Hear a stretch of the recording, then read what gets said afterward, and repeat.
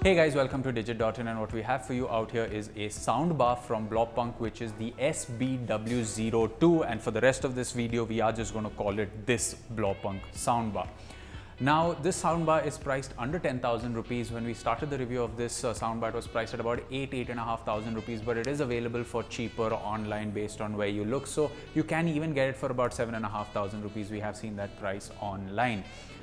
Speaking of its build and design, it has a really nice clean setup. It'll fit under your TV. It's got a black matte finish, making it a fingerprint magnet, and the soundbar itself is plastic, so it may not feel all that premium, let's say as premium as what the Xiaomi's Mi soundbar feels like, but it's subtle enough to fit into your home entertainment system.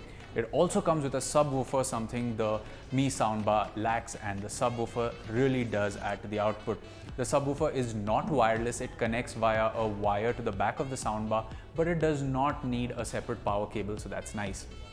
Coming to the connectivity options, we have HDMI ARC, yay. We have optical and we have line in, and there is also of course a USB port and Bluetooth connectivity as well. And if you can see, there is just a small LED indicator in the front. It can only house 2 characters, so for line in it will say LI, for Bluetooth it will say BT. It will also show you the volume level, and for the process of the review we connected it to our television using HDMI ARC and line in.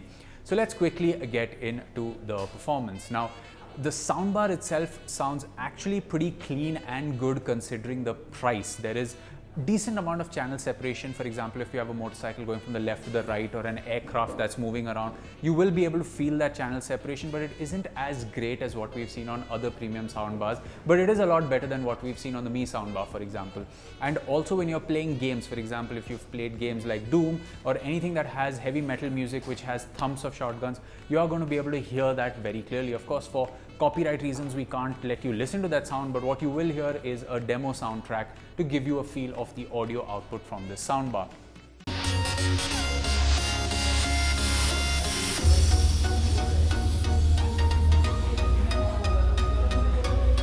So overall, for this price point, if you use line in, which is the 3.5 mm port at the back of the speaker, you should be good enough to enjoy its audio output.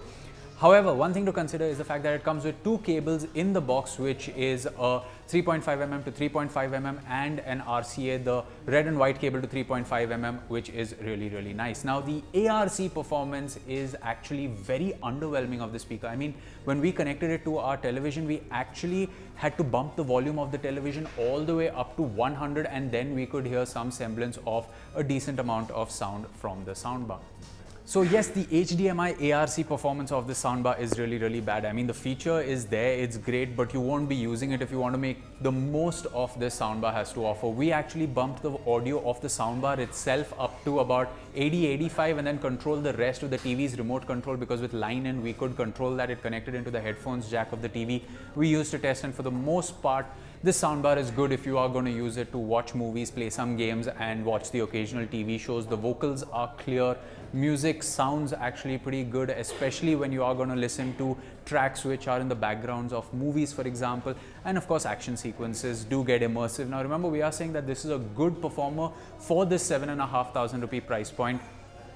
But remember, the HDMI ARC performance of the soundbar isn't great. So if you are on a budget and HDMI ARC is something that's important to you, you may want to consider other options. There are physical controls on the soundbar as well, but they are limited to power on, volume up, volume down, and changing the input, which should get the job done.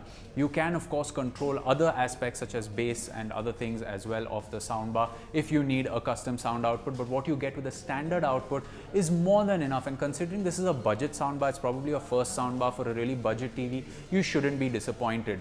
But if you are considering something and you don't want to have the extra subwoofer, you want something with, let's say, a few more connectivity options like coaxial and all, then you can look at something like the Mi soundbar.